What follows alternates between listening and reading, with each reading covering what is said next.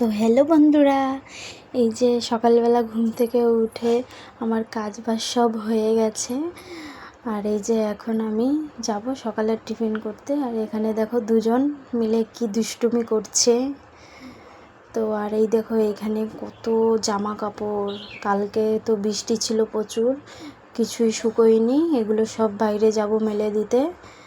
আর এখানে ধোয়া হয়েছে কিছু জিনিস, সেগুলো হচ্ছে মেলে দেবো। এখানে চা করা হয়ে গেছে। আর এই যে ক্যানের মধ্যে দেখতে পাচ্ছ যে চাটা, এটা আমার পাশের বাড়ির জেঠিমাকে দেবো, মেয়েকে দিয়ে পাঠিয়ে দেবো।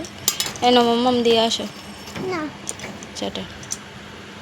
বিস্কুটটা কি হাতে ধরে নিয়ে যাবো? হ্যাঁ যাও দিয়ে আসো। তো আজকে আর সকালবেলা আমি রুটি করিনি, আজকে বলেছে বরমশাই ফেনা ভাত খাবে আতপ চালের আর আলু সেদ্ধ সাথে।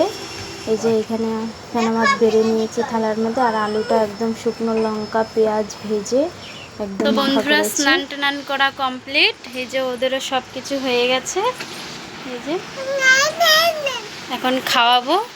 আর দুপুরে কি রান্না করেছি চলো তোমাদের দেখাই।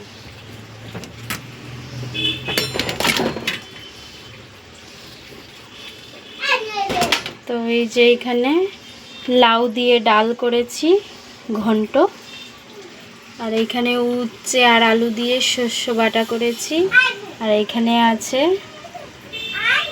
ঢেলা মাছের ঝাল, আর এই যে আছে সাথে লেবু আর শসা।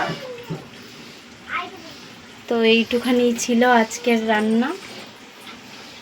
সব সেরে একটু ঘুমিয়ে পড়েছিলাম, আর এই যে ওদেরও ঘুম পাড়িয়ে দিয়েছি। দিয়ে এবার আমি এই যে সব জামা কাপড় তুলে নিয়ে এসেছি, এগুলো ভাঁজ করে নেব। বিকালে এই জামা কাপড় ভাঁজ করে ঘরটা ঝাড় দিলে আমার হয়ে যাবে। তারপরে এই যে হেম করি আমি। আগে মেশিন করতাম, যেহেতু বেবি পেটে আসার পরে আর মেশিন এখন আর করছি না, হেমই ধরেছি করা। যে হেম করব এখন কিছুটা দিন যাক, 1-1.5 বছর হোক, তারপরে আবার মেশিনে মাল করব, কারণ এখনও তো সেলাই সেভাবে শুকোয়নি।